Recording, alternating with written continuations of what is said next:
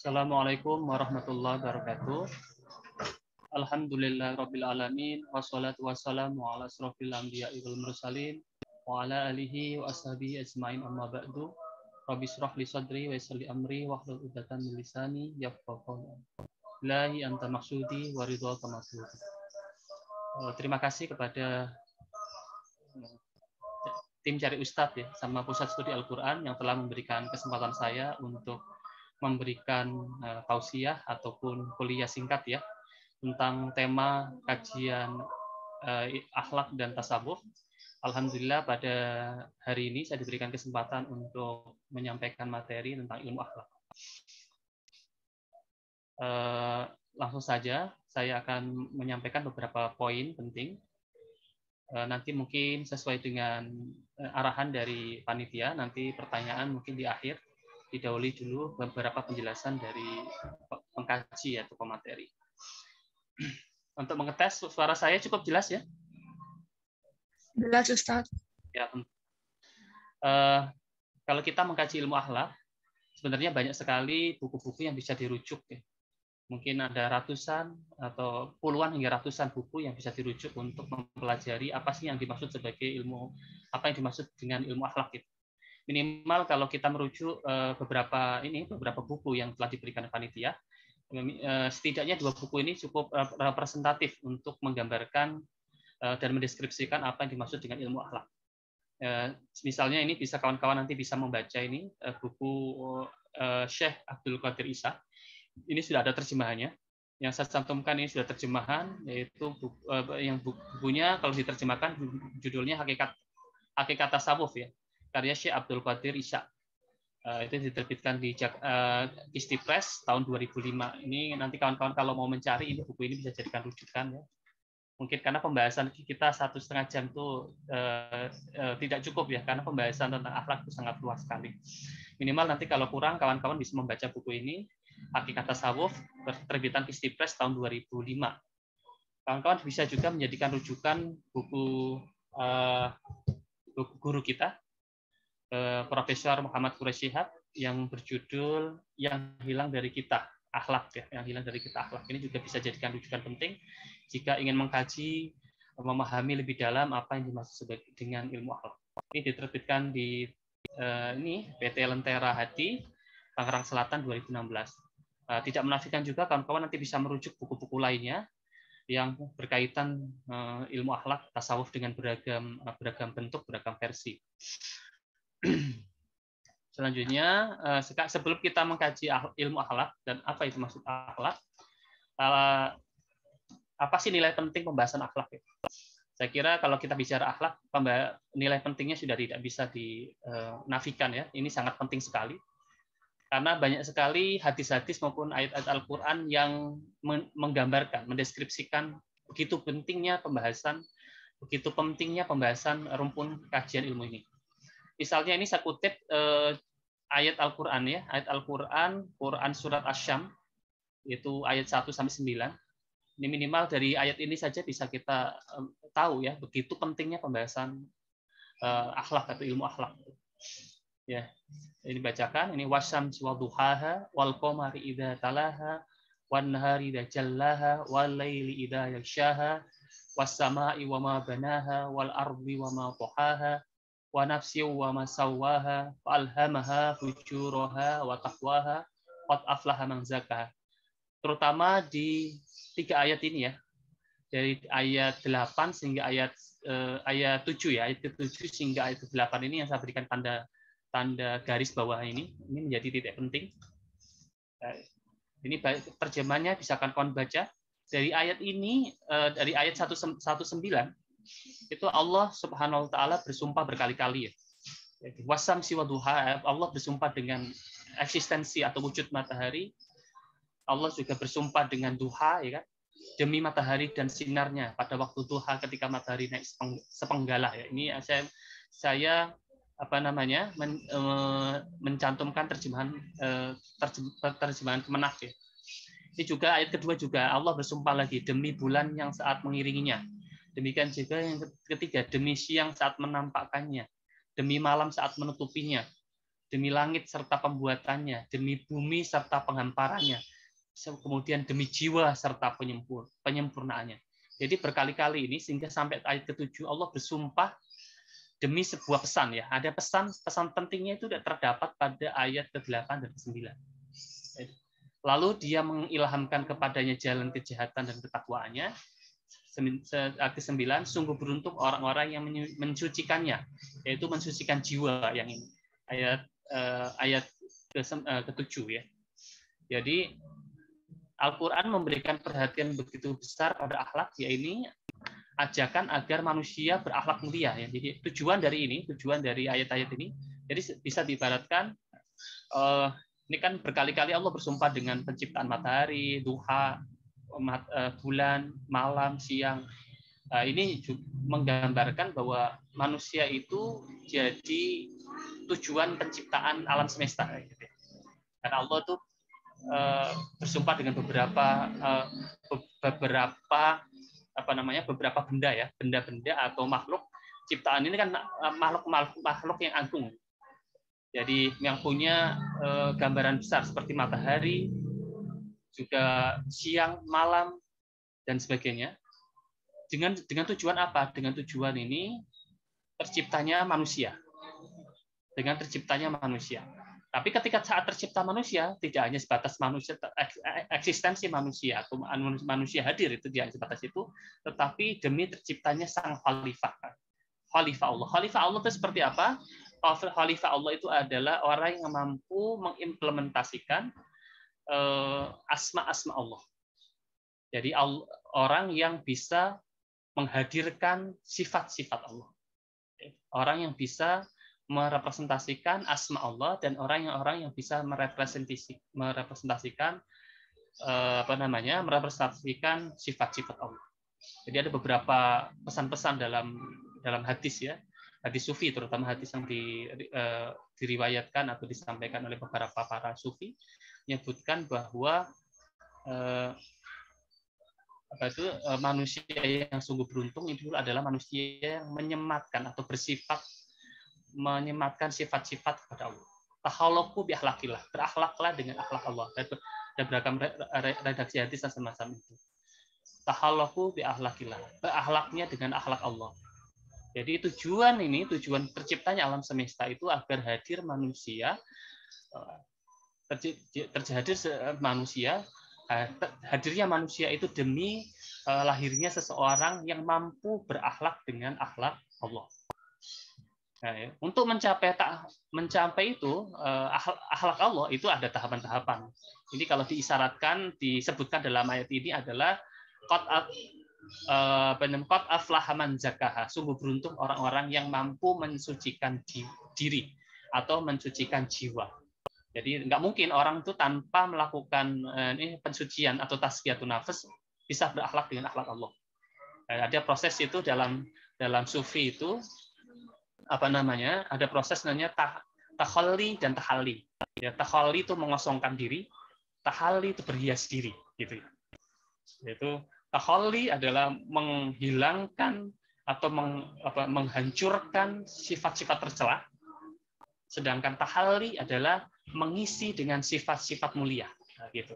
Jadi tazkiyatun nafs intinya itu.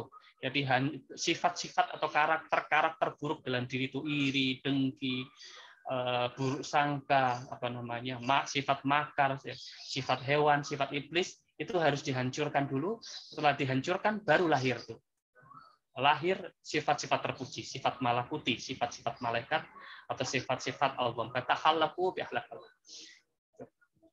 Ya, intinya seperti itu ya. Begitu pentingnya ini pembahasan akhlak itu. Karena pembahasan akhlak itu intinya nanti kalau kita lihat dalam pembahasan kita selanjutnya adalah tentang tazkiyatun nafs.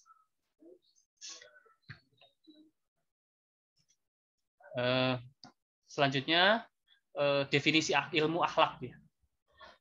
Akhlak itu telah terserap menjadi bahasa Indonesia. Asalnya dari bahasa Arab, selanjutnya diserap menjadi bahasa Indonesia. Tentu ketika terjadi penyerapan makna ada beberapa maksud dari istilah itu yang tidak terliput dalam bahasa Indonesia. Itu keterbatasan bahasa kita. Jadi akhlak itu terambil dari bahasa Arab. Akhlak itu adalah jamak atau plural dari kata khuluq. Ya. Istilahnya takhuluq, khulqu, al-khuluq atau khulqu. Kalau dijamakkan jadi akhlak. Jadi kata jamak atau plural dari khuluq itu terambil dari bahasa Arab. Dia itu memiliki beberapa sinonitas atau persamaan-persamaan makna dalam bahasa Arab. Ada beberapa kosakata dalam bahasa Arab itu yang memiliki kedekatan makna dengan kata khuluq atau akhlak tadi. Yaitu pertama ada syajiyah yang bisa kita maknain dalam bahasa Indonesia mungkin perangai, tobiah atau tabiat atau perangai juga akhlak atau khuluq itu bisa dimaknain juga sebagai adat atau kebiasaan. Terus juga akhlak atau khuluq itu bisa dimaknain sebagai muru'ah atau adab yang baik. Juga akhlak atau khuluq itu bisa dimaknain sebagai ad-din atau agama. Nah, ini adalah sinonimitas makna. Apakah sama itu semua? Tapi kalau menurut saya dari keseluruhan kosakata yang memiliki kesamaan makna dengan ini, baik sajiyah, tobi'ah, ada, muru'ah, ad-din ini, bagi saya ya secara pribadi itu saya lebih cenderung ata ad-din. Yaitu itu yang lebih representatif dan lebih dekat dengan makna akhlak atau khuluq gitu. Jadi karena itu tadi setiap bahasa itu memiliki rahasia-rahasia makna. Jadi ketika bahasa ini terserap ke dalam bahasa Indonesia, mungkin sulit juga untuk didefinisikan ya kata akhlak itu. Perlu merujuk ke bahasa Indonesia. Mungkin orang menggambarkan orang berakhlak adalah orang yang memiliki tabiat atau karakter bagus gitu. Atau orang yang bisa dibilang orang yang sopan, orang yang perangainya atau kebiasaannya bagus, orang yang memiliki adab disebut orang berakhlak, dan sebaliknya orang yang tidak memiliki adab tidak dibilang orang yang tidak memiliki akhlak. Itu sudah cukup merepresentasikan makna dari kata ini akhlak. Tetapi bagi saya maksud dari kata akhlak dalam bahasa Arab itu tidak semata itu. Lebih dekat kalau bagi saya itu dekat ad-din atau agama. Jadi sebenarnya agama itu ya akhlak gitu. Seperti dalam hadis-hadis yang hadis masyhur yang diriwayatkan oleh beberapa perawi hadis dan tersebar dalam kitab akhlak maupun kitab tasawuf, nyebutin innama buistu liutammima makarima akhlak. Nabi Muhammad itu sebagai pembawa agama Islam diutus untuk menyempurnakan akhlak. Jadi sebenarnya akhlak itu sendiri itu agama. Jadi keseluruhan diri Nabi Muhammad, keseluruhan dari apapun yang dilakukan Nabi Muhammad itu ya akhlak. Jadi makanya itu dulu kan saat di zaman Nabi Muhammad kata akhlak itu tidak menjadi rumpun ilmu, tetapi menjadi rumpun ilmu itu di era belakangan. Ya. Jadi di Nabi Muhammad itu tidak kata ya maknanya semacam itu, tetapi belum menjadi rumpun ilmu. Mungkin kalau kita jadikan rumpun ilmu akhlak, yaitu ilmu agama sebenarnya keseluruhan dari agama atau keseluruhan dari pribadi Nabi Muhammad itu adalah akhlak, ilmu akhlak sebenarnya. Apapun yang dilakukan Nabi Muhammad itu begitu luasnya makna dari ilmu akhlak itu sendiri. Ini secara bahasa ya.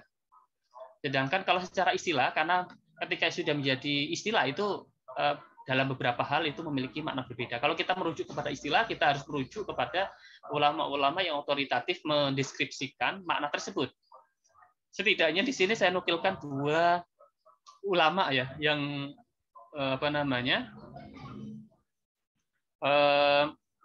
dua ulama nanti di halaman selanjutnya. Ada dua ulama yang menggambarkan makna akhlak itu, baik menurut Imam Ghazali maupun Ibnu Miskawih. Tapi sebelumnya saya ingin menggambarkan, karena kata akhlak atau itu terambil dari kata khuluq. Kata khuluq itu terambil dari kata kha lam qaf. Ternyata kata kha lam qaf itu terbagi jadi dua bentuk ya. Nih, menurut Imam Ghazali saya nukilkan al-khalqu wal khulqi ibaratani musta'milatani ma'an. Jadi dua kosakata ini digunakan, baik al-khulqu maupun al-khalq. Ya. Apa perbedaan makna al-khalqu dan khuluq? Ini kalau menurut Imam Ghazali, kalau fulan hasanul khalqi wal khulqi. Jadi kata khalqi dan khulqi itu digunakan untuk menggambarkan sebuah keindahan atau fulan hasan. Fulanu hasanul khalqi wal khulqi itu dua-duanya digunakan. Terus kalau hasanul khalqi itu apa? Hasanul bad. Ini kebalik ini sebenarnya. Hasanul khalqi itu adalah hasanul dohir dan hasanul khulqi adalah hasanul batin. Jadi fajuradu bil khalqi asurad dohiro wa yuradu bil khulqi as-surah batin. Jadi kata al-khalqu dan kata khalq itu dua ungkapan yang dapat dinisbatkan pada manusia. Jadi dua kata itu dapat digunakan untuk dinisbatkan pada manusia. Sedangkan kata al-khalq itu melebihi mengarah kepada jasad atau aspek dohir manusia. Sedangkan kata khulq itu lebih mengarah kepada aspek jiwa batin manusia. Nah, gitu ya. Jadi dua kata ini bisa digunakan untuk menggambarkan diri manusia. Baik kata al-khalqu dan kata al-khulqu ya. Kata al-khalqu itu lebih dekat pada makna aspek-aspek dohir manusia, sedangkan al-khulqu adalah aspek-aspek batin manusia. Jadi apakah ada ayat Al-Qur'an yang menggambarkan dua ibarat ini? Nah, ini saya nukilkan di ayat Al-Qur'an minimal setidaknya di Al-Qur'an surat Al-Hijr ya, ayat 28 dan 29. Wa idz qala rabbuka lil malaikati inni khaliqum basyaran min shalshalin min hama'in masnun fa idza sawaituhu wa nafakhtu fihi min ruhi faqa'u lahu sajidin. Dua ayat ini terjemahnya bisa dibaca ya. Ingatlah ketika Tuhanmu berfirman kepada malaikat, sesungguhnya aku akan menciptakan seorang manusia dari tanah liat kering, dari lumpur hitam yang dibentuk. Maka apabila aku telah menyempurnakan kejadiannya dan telah meniupkan ruh ciptaanku ke dalamnya, menyungkurlah kamu kepadanya dengan bersujud. Jadi dua kata ini ya, dari dua ayat ini digambarkan bahwa manusia itu, ini kata ini al-khaliq ya. Ini khaliqun Allah. Ini satu makna dan kata khalaqah tadi. Allah ketika menyebutkan sistem atau regulasi penciptaan jasad manusia yang tercipta dari tanah itu tadi, min solsol ya. Solsol itu apa tadi? Tanah liat yang kering ya, atau lumpur yang hitam ya. Itu adalah Allah menggunakan kata khalaqah. Jadi aspek manusia itu ada aspek basyariah, aspek ketika menggambarkan aspek basyariah, Allah menggunakan kata khalaqah di situ. Selanjutnya ayat ke-29, fa idza nafakhtu fa idza sawaituhu, ketika sempurna jasadnya tadi, wa nafakhtu, Allah meniupkan, wa nafakhtu mir ruhi. Jadi ini aspek rohani manusia. Jadi manusia itu ada dua aspek basyariah yang tersusun dari jasad yang tercipta dari tanah, sedangkan aspek diri manusia, aspek batin manusia itu ruh. Nah, ruh itu amr, urusan Allah Subhanahu wa taala. Ini dari definisi ini ungkapan Al-Ghazali ya. Sedangkan selanjutnya secara istilah ya. Tadi secara bahasa, secara istilah ini ada dua ulama yang saya sebutin, dua ulama besar, Ibnu Maskawai wafat tahun 421 Hijriah, sedangkan Imam Ghazali wafat tahun 505 Hijriah. Keduanya itu mendeskripsikan ilmu akhlak itu hampir mirip ya. Ibnu Maskawai mendeskripsikan sifat yang tertanam dalam jiwa yang mendorongnya untuk melakukan perbuatan tanpa memerlukan pemikiran dan pertimbangan. Sedangkan kalau Imam Ghazali itu menjelaskannya sifat yang tertanam dalam jiwa yang menimbulkan bermacam-macam perbuatan dengan mudah tanpa memerlukan pemikiran dan pertimbangan. Kalau dengan definisi ini, kalau kita merujuk kepada definisi dua imam besar Islam, Ibnu Maskawai maupun Al-Ghazali, ketika menyebut ilmu akhlak itu tidak sebagaimana kita pahami di masyarakat ya. Jadi walaupun nanti secara tidak langsung ya berkaitan. Jadi kalau kita melihat di sini dari definisi dua orang ini, Ibnu Maskawai dan Al-Ghazali, ilmu akhlak itu lebih cenderung kepada aspek psikologis, aspek jiwa. Jadi ilmu kejiwaan, jadi aspek jiwa. Walaupun nanti keterkaitannya ya secara manusia ini kan sulit juga dipilah-pilah ya. Manusia itu ada aspek jasad dan ada aspek aspek jiwa atau aspek ruh. Dan bisa beberapa para filsuf itu menjelaskannya manusia itu ada sisi jasmani yang bisa tampak kita ini, yang bisa kita persepsi dengan indera kita, indera dohir ya, indera dohir kita yang ada bentuknya, ada rasanya mungkin ya, ada segala sesuatu yang bisa dipersepsi dengan ini adalah aspek jasad kita, basyariah kita. Tapi manusia juga ada aspek yang aspek batin tadi, ruh atau jiwa ya. Nah, ini kalau kita merujuk kepada definisi yang disebutkan Imam Ghazali Ibnu Naskawai, ilmu akhlak itu yang ini sebetulnya sifat yang tertanam dalam jiwa ya. Jiwa manusia sebenarnya. Jadi sebenarnya persoalan ilmu akhlak ini adalah persoalan jiwa. Bukan persoalan tadi ya. Walaupun nanti kaitannya bisa berkaitan dengan sesuatu luar kan ya. Coba ini. Sebenarnya kalau saya menjelaskan ya, ketika saya memegang buku ini. Yang memegang ini adalah tangan saya atau ini jiwa saya yang memerintahkan saya untuk menyuruh memegang dan memegang buku ini ya. Jadi kan mungkin secara epistemologis ya, secara epistemologis ya mungkin yang dimaksud ya jiwa ini. Jiwa karena buktinya apa? Buktinya nanti ketika kita wafat meninggal dunia, tangan kita nggak bisa menggerakkan karena yang memberikan motor atau penggerak itu sudah nggak ada. Sudah terlepas dalam diri kita, ya kan? Buktinya ketika orang meninggal dunia dia nggak bisa ngapa-ngapain, dia apa-apain juga dia nggak bisa marah, tidak bisa tidak bisa memukul, tidak bisa kita cubit, mungkin sampai kita potong-potong bedah mayat-mayat itu kita bedah belah-belah badannya, nggak bisa ngapa-ngapain, kayak karena memang yang tadi yang motornya atau jiwanya atau ruhnya itu sudah terlepas. Jadi sebenarnya kalau kita bicara ini tentang ilmu jiwa ini yang menjadi persoalan dalam ilmu akhlak sebenarnya jiwa, bukan jasad kita ini. Nah, walaupun nanti sebenarnya yang melakukan secara tampak, secara dohir tangan kita yang memegang, tetapi sebenarnya yang punya kehendak, irodah itu jiwa kita. Nah, itu menurut Al-Ghazali itu hay'a li nafs rasikhoh ya. Jadi menurut dia menggambarkan hay'atun li nafsi rasikhatun tasduru anhal af'al bisuhula wa yasar. Yaitu kondisi jiwa yang mantap ya, yang kuat ya. Jadi mungkin kalau kita terjemahkan bebas sifat yang tertanam dalam jiwa. Nanti saya sebutkan di slide setelahnya. Hay'ah li nafsi itu ada dua. Hay'ah li nafsi rasikhoh dan ghairu rasikhoh. Jadi ada jiwa yang kondisi jiwanya itu yang mantap kuat dan ada yang tidak kuat gitu. Ya, setidaknya ada. Jadi dari kita ini definisi ilmu akhlak itu dari ilmu jiwa sebenarnya. Ini saya nukilkan ini kondisi jiwa ini. Al hayat fil insan ala qismain.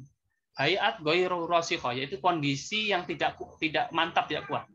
Wa hiyal hayatil lati tazul bi sur'ah kahmarun wajil insan indal fajal au in asfararihi indal khauf. Jadi ini adalah kondisi kejiwaan yang tidak posisi jiwa yang tidak tertanam kuat. Contohnya apa? Seperti wajah orang nih, wajah orang merah-merah itu kan mudah hilang kan. Jadi nanti orang pas marah itu bisa kondisi wajahnya memerah.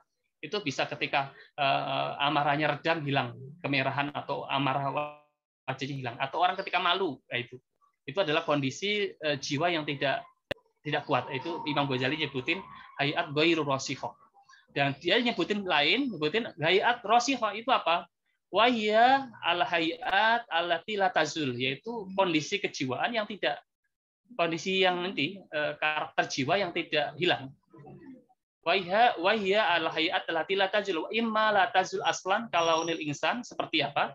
Contohnya adalah salah satu contohnya itu adalah warna manusia. Kan? Warna manusia itu kan nggak hilang, launil insan itu kan nggak hilang ya. Seperti kita itu punya kulit sawo matang atau punya kulit kuning atau kita punya kulit hitam, itu tidak bisa hilang. Itu karena apa? Itu ghairu ikhtiyariyah. Yaitu jadi ada yang hayat tadi, yang kondisi itu, yang kondisi jiwa yang bisa kita pilih dan ada yang tidak bisa kita pilih. Gitu ya. Contoh yang tidak bisa kita pilih contohnya adalah seperti tadi ini.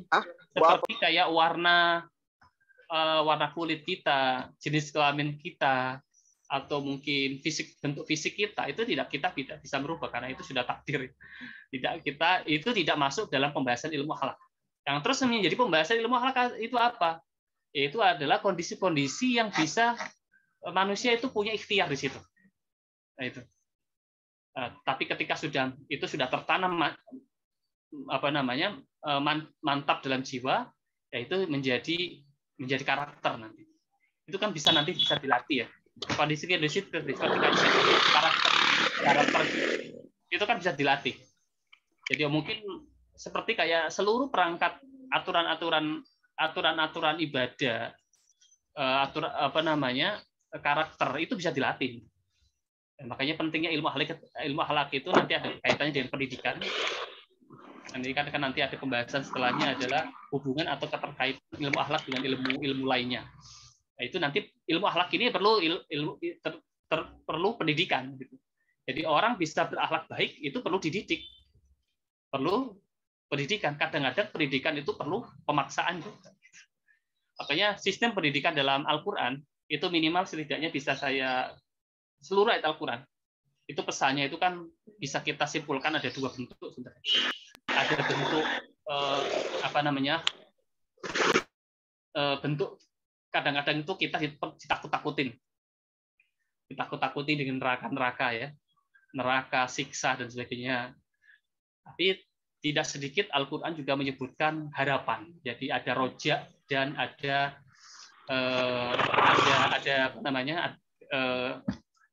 ini ya, kadang-kadang ditakutin, kadang-kadang diberikan harapan. Contoh-contoh harapan adalah kita akan diberikan kenikmatan surga, kenikmatan mudahnya hisab dan sebagainya ya. Liqo dengan Allah itu adalah kenikmatan tertinggi nanti yang disebutkan dalam ayat Al-Quran itu ya. Jadi itu nanti tujuannya apa? Tujuannya untuk memaksa. Kadang-kadang untuk pendidikan akhlak perlu dipaksa. Itu kenapa? Yaitu pembahasan ilmu akhlak itu adalah hayat ar-rasifah bil malakat al-ikhtiyar. Dan di sini peran penting ikhtiar manusia ya.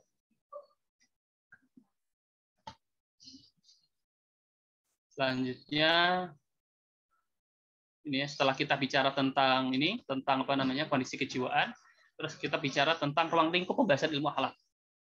Nah, pembahasan ruang lingkup ilmu akhlak itu ya sangat luas sekali. Tadi seperti dari definisi awal yang saya sebutkan, tadi kan ada beberapa definisi ya secara kebahasaan. Kalau saya pribadi lebih cenderung itu dengan makna adin, agama. Karena pembahasan agama begitu luas, maka ruang lingkup pembahasan ilmu akhlak itu ya seluas itu. Minimal ya kalau kita batasin itu bagi saya, ini saya juga merujuk di kitab Al-Akhlaq fil Quran. Saya merujuk beberapa kitab akhlak itu minimal ada tiga bagian. Setidaknya ada 3 bagian. Yang pertama adalah al-akhlaq al-ilahiyah, yang kedua adalah akhlak al-fardiyah, yang ketiga adalah al-akhlaq al-istimaiyah. Apa yang dimaksud al-akhlaq ilahiyah? Yaitu perilaku yang seharusnya dilakukan oleh manusia berkaitan dengan hubungannya dengan Allah, dengan Tuhan yang Esa. Seperti kita harus tawajuh pada Allah, berharap kepada Allah, iman kepada Allah. Nah, ini bisa kita bilang kalau ilmu akhlak dalam tahapan pertama ini apa? Ya, adab-adab kepada Allah Subhanahu wa taala. Jadi ilmu tauhid juga masuk ke sini, masuk dalam sebagai bagian dari akhlak al-ilahiyah. Sedangkan akhlak al-fardiyah itu apa? Perilaku atau suluk yang seharusnya dilakukan manusia secara individual yang berkaitan dengan hal-hal mendasar pada diri individu itu sendiri. Adab terhadap diri, kaji diri, tazkiyatun nafas gitu ya. Itu nanti berkaitan biasanya kita tasawuf banyak di sini di poin pertama dan kedua, al-akhlaq al-ilahiyah sama al-akhlaq al-fardiyah. Jadi perilaku atau suluk yang harus dilakukan oleh individu ya gitu ya. Hubungan dengan diri kita gitu. Ada hadis yang terkenal apa itu? Yang pertama itu kalau akhlak ilahiyah awaluddin ma'rifatullah.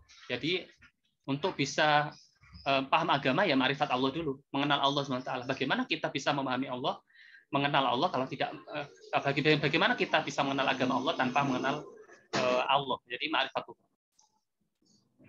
Yang ini di kedua ini banyak hadis-hadis yang menekankan pentingnya untuk mengenal diri. Ya, mengenal diri. Selanjutnya bagian ketiga adalah akhlak al-istimaiyah. Itu perilaku atau suluk yang seharusnya dilakukan manusia berkaitan dengan hubungannya dengan masyarakat. Ini tentu ini nanti berkaitan dengan muamalah ya. Ada pada masyarakat secara luas, pada keluarga, sampai hubungan kita dengan suami istri ini masuk pembagian klasifikasi ketiga ini. Al-akhlaq al-istimaiyah ini ya, perilaku atau suluk yang harus dilakukan seseorang terhadap masyarakatnya, dengan keluarga, dengan masyarakat, sampai nanti dalam tata kelola negara ya, ada akhlaknya, ada etikanya. Pembahasan ilmu akhlak segitu luasnya ya.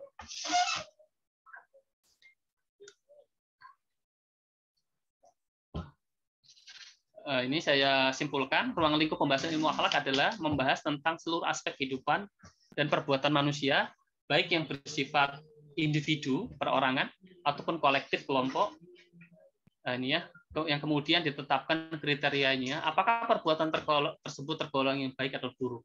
Ini nanti saya nggak membahas tentang baik dan buruk, karena kalau lihat RPS-nya, itu nanti di pertemuan selanjutnya ada pembahasan tentang apa yang dimaksud baik dan buruk. Apakah untuk mengetahui baik dan buruk itu perlu agama, atau sebenarnya secara inherent manusia tanpa agama itu sudah tahu baik dan buruk. Makanya nanti korelasi atau keterkaitan pembahasan ilmu akhlak ini secara langsung maupun tidak langsung itu berkaitan dengan ilmu filsafat. Karena ilmu filsafat juga mengkaji tentang baik buruk. Ada sebagian filsafat yang berpandangan bahwa untuk mengetahui baik dan buruk tidak perlu agama. Tetapi ada sebagian pandangan mayoritas mungkin ya, pandangan filsafat Islam yang berpandangan bahwa untuk mengetahui baik dan buruk itu perlu agama, perlu bimbingan wahyu. Jadi ada pandangan pertama, untuk mengetahui baik buruk itu hanya dengan akal saja. Tapi ada pandangan kedua menyatakan bahwa akal saja tidak cukup. Akal saja tidak cukup. Ada kaul ulama, kaul para ahli hikmah yang menyatakan bahwa kita ini Allah itu punya 2 rasul pada setiap diri kita. Jadi itu hujah atau argumentasi Allah. Nanti di akhirat itu sampai kita nggak punya ruang untuk berkelat gitu ya. Karena Allah itu sudah melengkapi manusia ini dengan 2 hujah, Pertama hujah dohir dan hujah batin dan hujah dohir. Hujah batin itu apa? Akal. Manusia itu bisa menimpang tanpa agama pun bisa menimpang mana itu baik dan buruk. Asalkan dia itu tetap pada fitrahnya, tidak terpengaruh lingkungan. Karena kita tuh banyak terpengaruh lingkungan ikut-ikutan gitu ya. Tidak mengkaji benar-benar sebenarnya yang kita lakukan itu secara akal sehat itu baik dan buruk. Seperti kayak kita membunuh orang. Membunuh orang itu kan tanpa agama orang nggak tahu. Dengan ini ya, dengan apa namanya, dengan nalar fitrinya, dia bisa tahu tanpa agama bahwa membunuh orang itu buruk, berbohong itu buruk ya itu ya. Itu masuk pembahasan akhlak ya. Tapi itu selain kita dilengkapi diutus oleh Allah, diutus hujah batin, dalam setiap kita itu ada hujah batin, ada nabi batin. Selain itu ada nabi dohir. Nabi dohir apa? Rasul yang membawa wahyu. Nah, itu ya. Jadi antara akal dan wahyu itu tidak perlu dipertentangkan bagi sebagian pandangan filsafat Islam ya. Memandang bahwa akal dan wahyu tidak perlu dipertimbangkan karena fungsi dari wahyu adalah untuk menyempurnakan akal manusia. Karena nanti ada beberapa hal manusia nggak mampu sampai ke situ. Dengan akal itu untuk meniti perjalanan kepada Allah Subhanahu wa taala tidak cukup dengan akal. Bagaimana itu? Shiratul mustaqim itu bagaimana? Itu kan. Bagaimana hakikat surga, hakikat neraka itu yang mampu menggambarkan adalah wahyu. Nah, itu. Hakikat surga dan neraka. Padahal nanti persoalannya itu eskatologis. Itu sangat penting. Orang tadi kalau nggak ditakut-takutin ini, tidak ditakut-takutin neraka, itu sulit juga. Orang yang sudah terbiasa sejak tempo yang cukup lama kebiasaan buruk untuk untuk jadi baik lagi harus takut-takutin. Makanya kalau kita lihat ayat-ayat Makkiyah itu tidak sedikit disebutin ketakutan ini ya.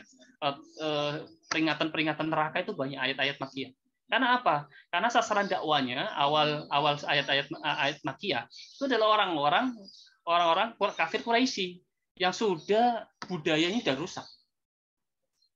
Jadi sebenarnya manusia ini makhluk individual atau makhluk sosial ya. Satu sisi itu manusia itu adalah makhluk sosial, satu sisi makhluk individual. Nabi Muhammad itu salah satu orang yang dijaga fitrahnya Allah SWT sehingga tetap tidak tercemar ya. Walaupun hidup di lingkungan jahili tetap terjaga karena dijaga Allah SWT. Tapi banyak orang yang seperti itu tidak keluar dari fitrahnya. Jadi ikut-ikutan masyarakat atau masyarakatnya rusak jadi ikut rusak juga. Pada nyembah berhala jadi ikut nyembah berhala semua. Itu demikian. Maka Nabi Muhammad awal-awal dakwah ayat-ayat yang turun awal-awal yang menakut-takutin dulu. Ditakut-takutin tentang itu siksa neraka dan sebagainya. Biar itu agar mau kembali, mau ada ya, mau kembali atau mau inabah atau taubat kepada dan beberapa istilah. Biasanya kalau istilah di tasawuf nyebutin inabah. Jadi sebelum ke taubat ada inabah dulu gitu. Ya orang harus perlu inabah atau kembali kepada Allah SWT. Jadi perbuatan yang menjadi objek ilmu akhlak tersebut harus memiliki ciri-ciri ya, yaitu perbuatan yang bersifat sadar atas kemauan dan kehendak sendiri, bukan atas paksaan atau tekanan. Ini. Jadi kalau ditekan itu bukan masuk kajian ini akhlak ya. Harus sadar ya, ada. Ini karena di sini peran penting ikhtiar manusia tadi pembahasan kita di awal. Jadi ada peran penting ikhtiar manusia. Jadi yang masuk dalam pembahasan objek ilmu kajian akhlak adalah perbuatan yang bersifat sadar, bukan atas paksaan. Terus kedua, perbuatan tersebut dilakukan secara kontinu dan mendarah dagingnya. Itu nanti ada pembahasan saya akan mengkaji itu nanti ada kondisi sosiologis seseorang itu bisa menjadi mendarah daging itu kondisinya seperti apa. Dalam ilmu akhlak itu nanti ada kondisi hal, malaka sama ittihad. Kondisi hal, malaka sampai makanya perbuatan ini yang disebut sebagai sesuatu disebut perbuatan akhlaki, yaitu harus kontinu ya dan mendarah daging. Perbuatan yang tidak masuk dalam objek ilmu akhlak, perbuatan alami ya, seperti bernafas, makan, minum, tidur, itu ya, bernafas, makan ketika lapar dan sebagainya, itu bukan pembahasan di ilmu akhlak ya. Perbuatan yang dilakukan tidak disertai kesadaran dan kemauan sendiri seperti perbuatan orang gila, majnun, orang tidur, anak kecil, orang lupa, orang yang dipaksa itu tidak masuk dalam pembahasan ilmu akhlak. Nah, ini ada beberapa prinsip dasar ilmu akhlak ini. Saya nukil di kitab Al-Akhlaq fil Quran, itu minimal ada 3 hal ini yang perlu diketahui. Jadi manusia itu adalah makhluk yang punya kehendak. Jadi nanti ada perdebatannya ya, manusia itu makhluk yang majbur atau makhluk yang punya kehendak. Ya, untuk walaupun nanti dalam pembahasannya ada manusia itu tawasut ya, yang satu sisi itu punya kehendak dan satu sisi juga majbur. Manusia adalah makhluk yang punya kehendak. Kita harus meyakinin manusia ini punya kehendak. Jadi kalau manusia nggak punya kehendak, kita tidak menafikan sedikit pun manusia tidak punya kehendak. Itu ya untuk apa agama hadirkan? Aturan-aturan regulasi hadir untuk apa? Agama hadir, Nabi Muhammad hadir untuk memberikan ajaran-ajaran itu pasti diperuntukkan pada makhluk yang punya kehendak. Manusia adalah makhluk yang kehendak. Kedua adalah manusia memiliki tujuan hidup. Jadi setiap secara ini inherent pasti manusia kalau ditanya satu persatu pasti manusia punya tujuan akhir, tujuan hidup, happiness atau kebahagiaan. Ini minimal bisa tersirat di ayat ini ya. Yauma ya'ti la takallamu nafsun illa bi'idnih faminhum syaqiyyun wa sya'id wa amal ladzina syaqu fin-nari lahum fiha zafir wa syahid khalidina fiha ma damatis samawati wal ard illa ma syaa rabbuk inna rabbaka fa'alu ma yurid. Dan selanjutnya ya. Terus yang prinsip dasar penting ini adalah peran penting usaha. Manusia punya ikhtiar ya. Peran penting manusia untuk mencapai tujuan tersebut. Ya, setidaknya kalau kita membahas tentang tipologi manusia ini, kebahagiaan ada dua. Yang kebahagiaan yang sifatnya ini eksternal dan kebahagiaan yang sifatnya internal. Ya. Kebahagiaan yang eksternal itu tadi itu yang bersifat well-being, yang tentu biasanya yang well-being ini tidak stabil ya. Sedangkan kalau yang internal itu yang bersifat kebahagiaan dalam diri, jiwa. psikologis pasti lebih stabil ya. Ini manfaat mempelajari ilmu akhlak banyak hal ini. Karena waktu tinggal 4:16 saya percepat mungkin ya. Memberikan panduan kepada manusia agar mampu menilai dan menentukan suatu perbuatan baik dan buruk ya. Berguna untuk mengarahkan dan mewarnai aktivitas kehidupan manusia. Jadi secara singkat kalau kita lihat dari sini ilmu akhlak itu penting, menghindarkan diri manusia dari yang sifat berlebihan, ifrat maupun tafrid ya. Tapi menjadikan manusia selalu pada jalur moderasi, pada jalur shirathul mustaqim. Ya. Yaitu fungsi dari ilmu akhlak itu begitu pentingnya. Terus korelasi atau keterkaitan ilmu akhlak dan ilmu-ilmu lainnya ini secara langsung nanti ilmu akhlak ini berkorelasi dengan ilmu tauhid, ilmu psikologi jiwa, ilmu pendidikan, ilmu filsafat, tasawuf, minimal ada ilmu tafsir dan sebagainya. Ini nanti kawan-kawan bisa baca, ada di kitab-kitab yang bisa dirujukan, kitab tafsir tasawuf amali ini adalah Al-Hikam, Manazil Sairin, Ihya Ulumuddin. Kalau ke tasawuf teoritis ini bisa dibaca di kitab Fusul Hikam, Futuhat Makkiyah.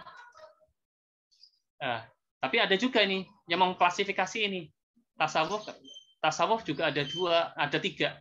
Ada yang membagi secara umum tasawuf teoritik dan tasawuf amali atau akhlaki, tapi juga ada yang membagi tasawuf itu menjadi dua ya. Tasawuf falsafi, tasawuf akhlaki sama tasawuf arfani. Tasawuf irfani itu apa? Itu tarekat. Ini ada yang mengklasifikasi ini. Tapi kalau kita merujuk beberapa kitab biasanya ada hanya dua. Tasawuf falsafi sama tasawuf akhlaki atau amali. Tapi beberapa pengkaji menambahkan bahwa ada tasawuf yang tidak akhlaki dan falsafi, yaitu tasawuf irfani. Yang dimaksud tasawuf irfani apa? Yaitu tarekat. Ya, ini definisi tasawuf mungkin nanti bisa dibaca sendiri ya.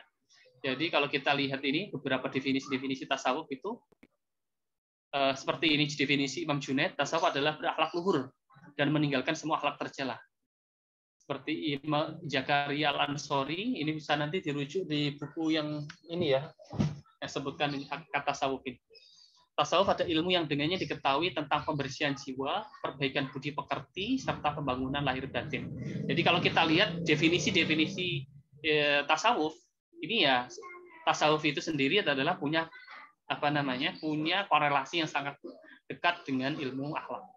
Karena nanti tujuannya sama, ya. Menciptakan manusia yang berakhlak mulia atau menciptakan manusia yang mampu berakhlak dengan akhlak Allah, tahallaqu bi akhlaqil. Atau seperti pesan-pesan dalam hadis innama buistu liutamima makarimal akhlaq. Ini sepertinya tinggal waktu ini ya tanya jawab ya. Mungkin sampai sini ada yang perlu ditanyakan, ada yang bertanya sebelum saya lanjutkan lagi.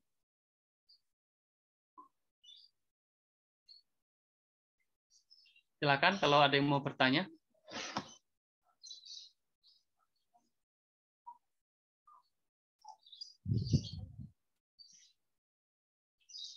Bu, Ibu Mufidah masih di situ, Bu? Masih, Ustaz. Saya juga masih. Oke. Karena nggak ada pertanyaan, saya lanjutkan saja ya. Saya mau bertanya. Oh iya sih. Ini ada dosen saya yang nanya. Begini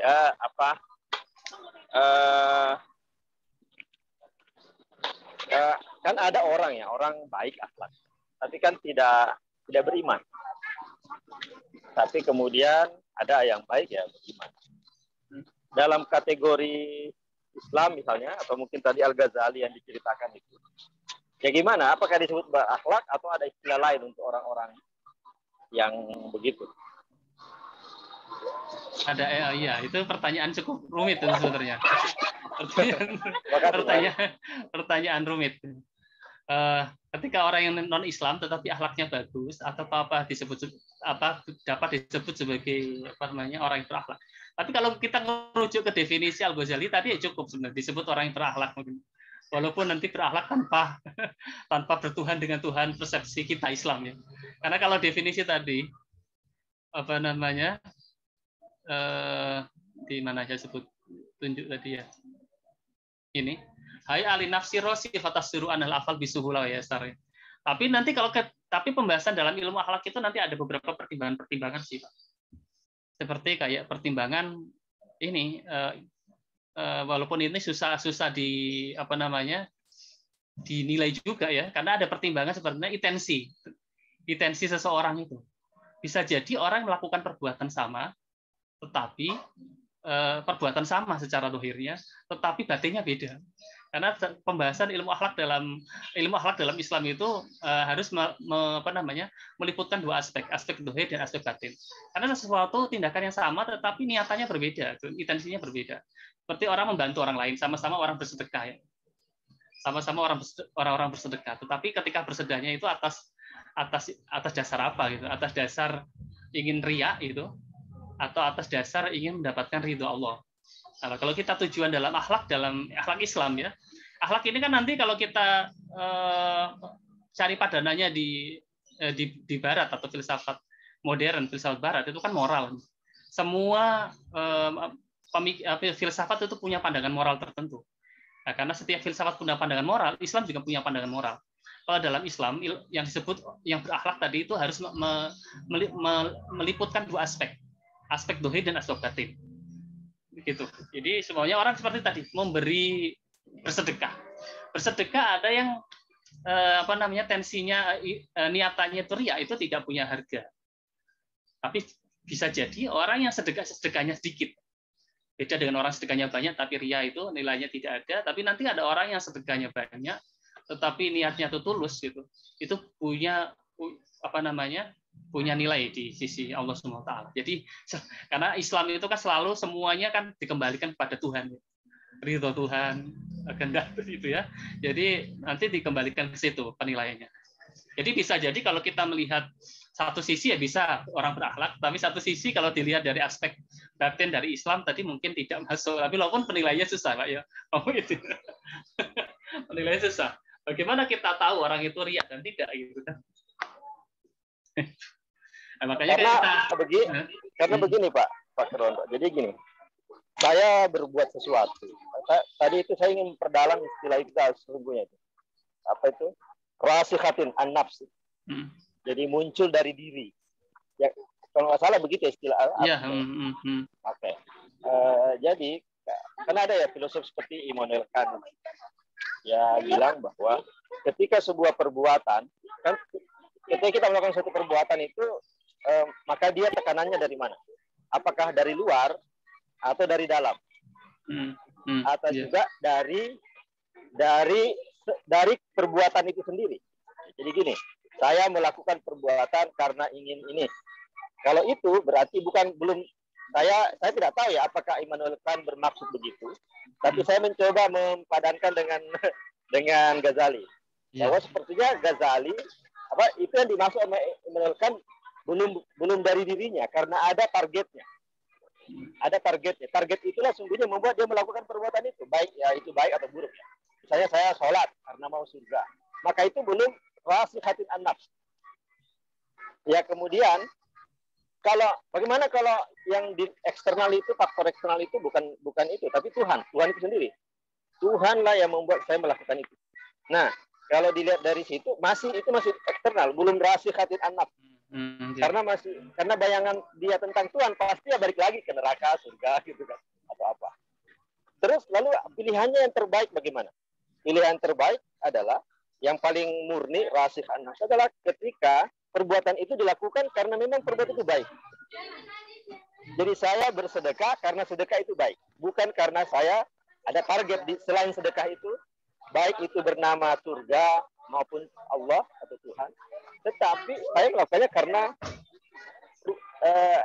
perbuatan itu sendiri. Nah di sini kemudian saya bertanya tadi tentang, loh kalau begitu tidak harus Islami dong, gitu. Tidak harus ada yang bernuansa Islam di sana, karena yang ditarget adalah perbuatan itu. Ya itu ya saya mencoba melihat itu tadi rasikha an-nafs itu. Terima kasih Pak Kerwan. Ya, terima kasih. Ini mungkin dalam beberapa hal yang disampaikan tadi dosen saya, Pak Muid, ini adalah tambahan ya.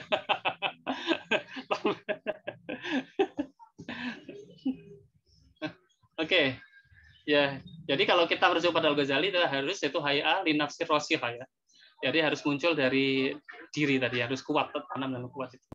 Nah, cara untuk itu biar itu punya hay'a li nafsir rosihah tadi, sifat-sifat atau karakter baik tersebut tertanam dalam kuat dalam jiwa, itu ada cara-cara tentu ya. Cara-cara. Mungkin secara aturan agama secara keseluruhan itu ya secara langsung maupun tidak langsung itu tujuannya adalah untuk melatih jiwa. Karena seperti orang perilaku tuntunan agama, peraturan-peraturan dalam ibadah, sholat, puasa, haji, itu pasti nanti ke sana semuanya. Tapi ada cara tercepat mungkin karena waktu sudah tersingkat saya ya.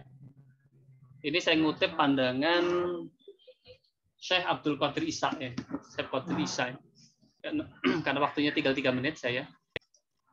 Itu kalau menurut Syekh Abdul Qadir Isa ya, metode praktis ini tidak dibaca, metode praktis untuk menjernihkan jiwa ya, dan menghiasi diri dengan akhlak-akhlak yang sempurna adalah bergaul dengan pewaris Nabi ya, atau mursyid kamil. Karena dia ini bukunya buku tasawuf ya, ini perspektif tasawuf.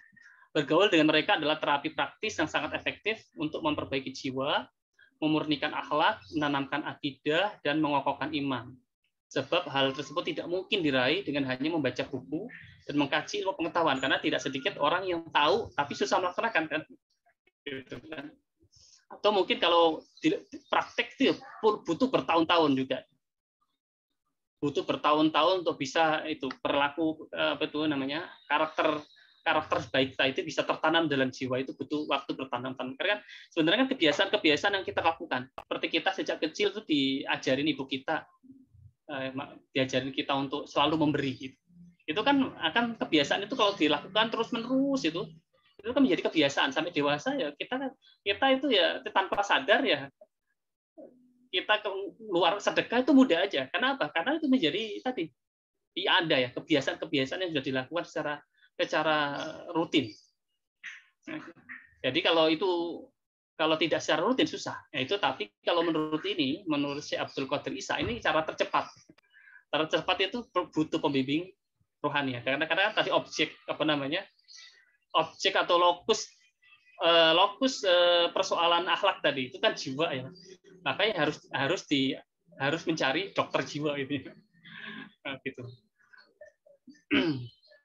Dokter jiwa ini ya. Jadi, ini juga saya jelaskan ini singkat. Ada juga ini tingkatan korelasi akhlak ini keterkaitan manusia dengan kebiasaan. Tadi saya bicarain seperti orang biasa melakukan sedekah sejak kecil maka akan mudah. Tingkatan itu tingkatan kebiasaan kita atau amalia kita itu bisa ada 3 tingkatan. Ada al-hal, ada al-malaka, ada itihad atau penyatuan. Al-hal, malaka, dan itihad. 3 tingkatan ini, kalau al-hal itu tindakan kondisi amalia yang cepat hilang. Jadi orang mungkin pas lagi dengar cerita ceramah ustadz gitu ya, ditakut-takutin ustadz langsung banyak sedekah itu. Nanti setelah itu kalau nanti jauh dari ustadznya atau tidak mendengarkan ceramah lagi, dia kembali lagi. Maka tidak sedikit ada orang yang pelaku hijrah itu setelah dia menabrak persoalan ini ya, persoalan hidup yang sulit, tiba-tiba jilbabnya dilepas lagi, yaitu masih dalam kondisi hal seperti ini. Karena apa? Kondisi atau tindakan amalia yang cepat hilang, karena dia belum tertanam rosihah dalam jiwa tadi. Ada kedua itu tingkatan al-malakah. Malakah itu meningkatnya potensi diri dari sebelumnya, dari tingkatan lebih tinggi dari al-hal ini, sehingga tidak mudah hilang. Jadi karena kebiasaan tadi sudah menjadi kebiasaan. Terus ada tingkatan yang lebih tinggi lagi, itihad atau penyatuan. Tingkatan di mana malakah atau potensi tersebut menjadi bagian integral dari eksistensi manusia, sehingga tak mungkin terpisah lagi jadinya. Jadi kalau kita lihat orang itu disebut adil ya, keadilan itu sudah melekat dalam diri dia, dalam jiwa dia. Jadi ini tingkatan ada al-hal, kedua al-malaka, al-itihad. Jadi tingkatan tertinggi di Ittihad ini. Di prosesnya bisa macam-macam ya. Ada yang proses butuh waktu yang sangat lama tadi, kebiasaan-kebiasaan, terus dari lingkungan yang baik sejak kecil dan sebagainya. Tapi juga ada tadi cara tercepat tadi itu butuh dokter jiwa. Seperti kayak Nabi Muhammad kan tidak sedikit kan dalam cerita hidupnya itu kan ada seperti Abu Dzar Al-Ghifari ya. Abu Dzar Al-Ghifari itu kan awalnya orang berandalan kan ceritanya. Adalah orang yang berandalan,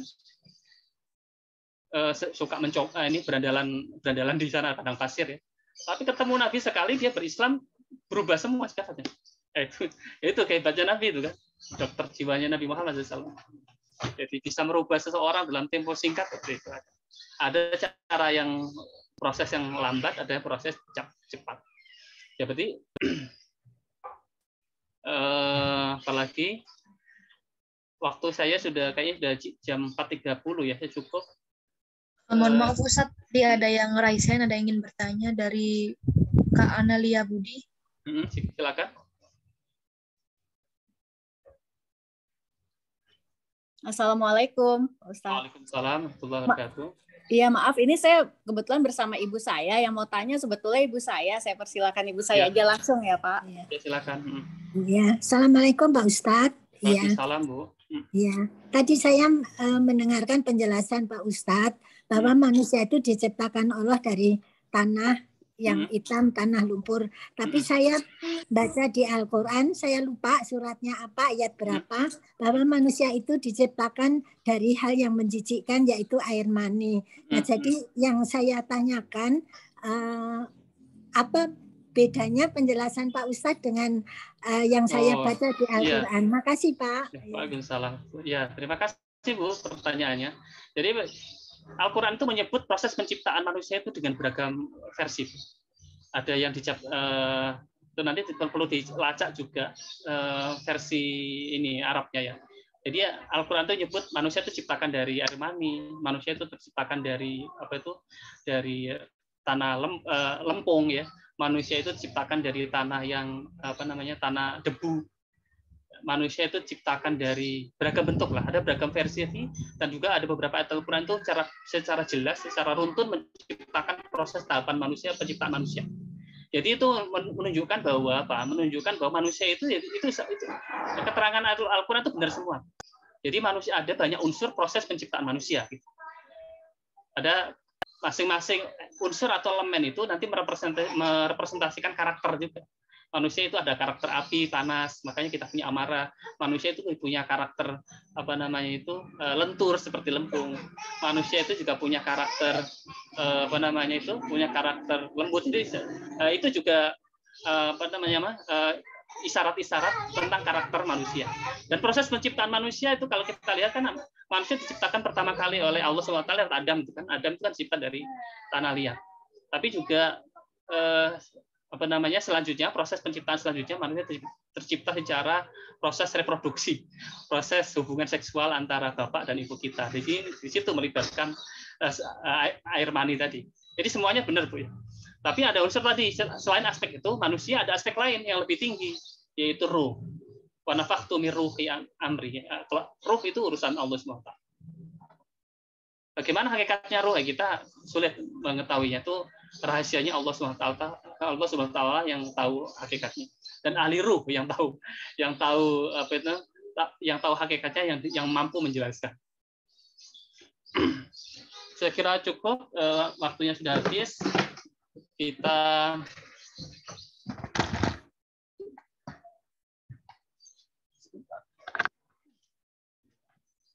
mungkin ada pertanyaan lagi. Kalau nggak ada, saya tutup dengan ini.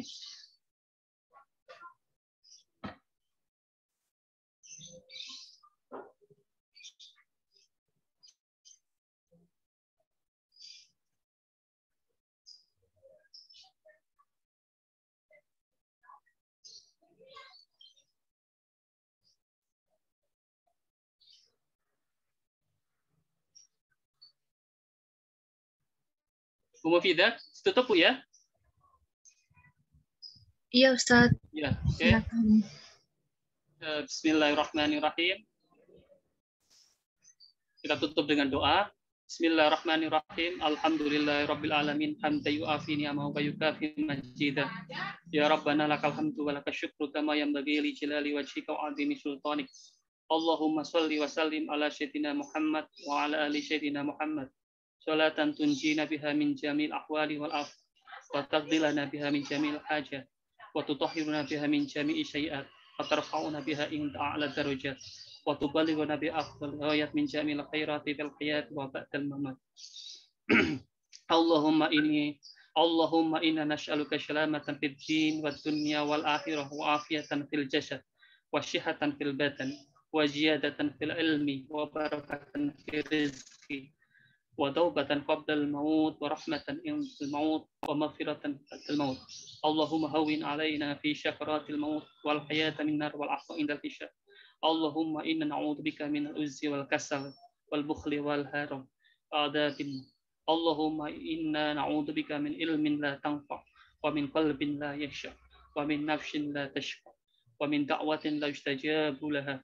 Rabbana ighfir lana dhunubana wa liwalidina wa limashayikhina wa limuallimina wa liman lahu haqqun alaina wa liman ahabbu wa ahsanu ilaina wa li kafatil muslimin ajma'in. Kita doa ini ada secara khusus perbaikan akhlak. Allahumma inna na'udzubika min munkaratil akhlaq wal a'mal wal ahwa. Allahumma hdina li ahsanil akhlaq la yahdi li ahsaniha illa anta washrif anni syai'aha la yashrifu anni syai'aha illa anta. Rabbana taqabbal minna innaka antas sami'ud du'a al-alim wa tub 'alaina innaka antat tawwabur rahim. Rabbana atina fid dunya hasanah wa fil akhirati hasanah wa qina adzabannar. Rabbana atina fid dunya hasanah wa fil akhirati hasanah wa qina adzabannar. Wa sallallahu ala sayyidina Muhammad wa ala alihi wa sahbihi wa sallam. Walhamdulillahi rabbil alamin. Al-Fatihah. A'udzu billahi minasyaitonir rajim. Bismillahirrahmanirrahim. Ya kana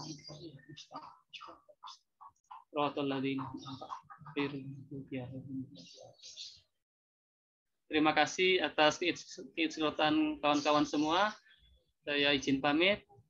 Assalamualaikum warahmatullahi wabarakatuh.